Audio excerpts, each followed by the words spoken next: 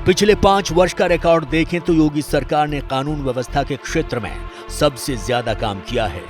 इसलिए आज बड़े बड़े एक्सपर्ट्स भी देश के विकास के लिए यूपी मॉडल को अहम बता रहे हैं। दरअसल प्रदेश में कानून व्यवस्था सुधारने का ही नतीजा है कि पिछले 5 वर्ष के ease of doing business ranking में यूपी दूसरे स्थान पर पहुंच गया है। कानून के राज का मतलब आज उत्तर प्रदेश के अंदर देखने को मिल रहा है।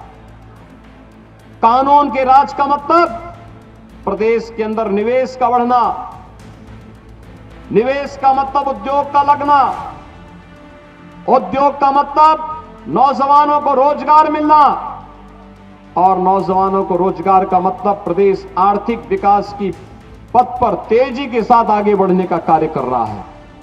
आज उत्तर प्रदेश देश की नंबर 2 की अर्थव्यवस्था बना है।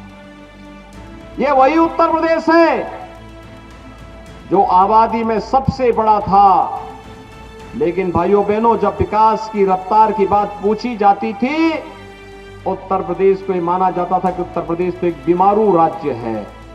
यूपी की बदली कानून व्यवस्था की वजह से ही पीएम मोदी भी योगी आदित्यनाथ के मुरीद हो गए हैं। इसलिए उन्होंने चुनाव में नारा दिया था यूपी प्लस योगी, यानी उपयोगी। उत्तर प्रदेश आज गुंडा राज, माफिया राज से लगभग मुक्त हो चुका है। राज्य सरकार ने कानून व्यवस्था और सामाजिक समरसता को बढ़ावा देने के लिए आर्थिक विकास की दिशा में भी कार्य किया है। उत्तर प्रदेश के बिना हम भारत की $5 ट्रिलियन की इकोनॉमी की कल्पना नहीं कर सकते, इसलिए भी ये ज्यादा मायने रखता है। बीते 5 साल में उत्तर प्रदेश में निवेश का बेहतर माहौल तैयार हुआ है। खासतौर पर मैन्युफैक्चरिंग सेक्टर में हो रहा ये निवेश मुख्यमंत्री योगी आदित्यनाथ द्वारा तैयार कराई गई औद्योगिक नीतियों और उद्योगपतियों के राज्य में निवेश करने के लिए बनाए गए माहौल के चलते हो रहा है।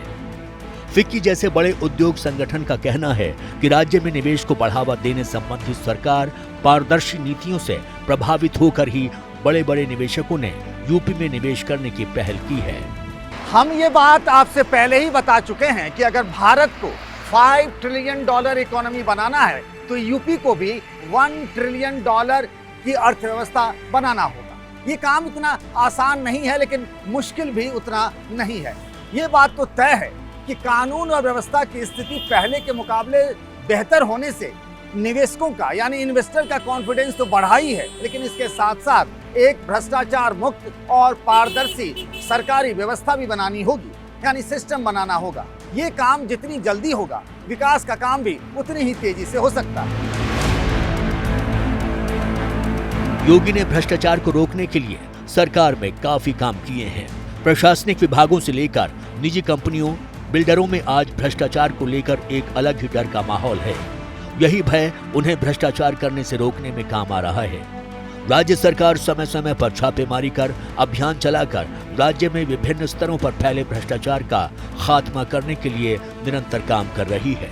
अगर योगी सरकार ऐसा करती रही तभी योगी यूपी को $1 ट्रिलियन का सपना पूरा करा सकते हैं। ये कितना कठिन है इसका अंदाजा आपको इस आंकड़े से चल जाएगा। फिलहाल यूपी की अर्थव्यवस्था करीब $250 बिलियन की है, यानी करीब 19 लाख करोड़ रुपए की। अगले 5 साल में इसे 4 गुना बढ़ाकर $1 ट्रिलियन बनाने का लक्ष्य है, यानी 75 लाख करोड़ रुपए की अर्थव्यवस्था बनाना है। ये टारगेट बेहद मुश्किल रहने वाला है, क्योंकि 2014 में यूपी की अर्थव्यवस्था 9 लाख करोड़ की थी, जो अभी यानी 2022 में ये बढ़कर 19 लाख करोड़ की हुई है। यानी पिछले 8 साल में यूपी की अर्थव्यवस्था सिर्फ 2 गुनी हो पाई है। ऐसे में सिर्फ 5 साल में $1 ट्रिलियन यानी 75 लाख करोड़ रुपए की इकोनॉमी के लक्ष्य को हासिल करना बेहद मुश्किल होने वाला है। साफ है कि योगी आदित्यनाथ पर काफी बड़ा दारोमदार है। उन्होंने इसके लिए प्लानिंग शुरू कर दी है, जिसका ब्लूप्रिंट मई में आ जाएगा। यूपी की अर्थव्यवस्था 1 ट्रिलियन की कैसे बनेगी, इसे लेकर योगी नए नए प्लान बना रहे हैं। इसी हफ्ते उन्होंने देश दुनिया के एनआरआई से संपर्क साधा है, उनसे निवेश के लिए सहयोग मांगा है। उनका कहना है कि यूपी में वो ऐसी कानून व्यवस्था देंगे ताकि कारोबारी निश्चिंत होकर धंधा कर सकें।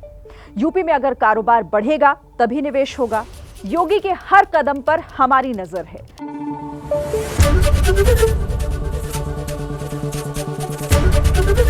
एबीपी न्यूज आपको रखे आगे।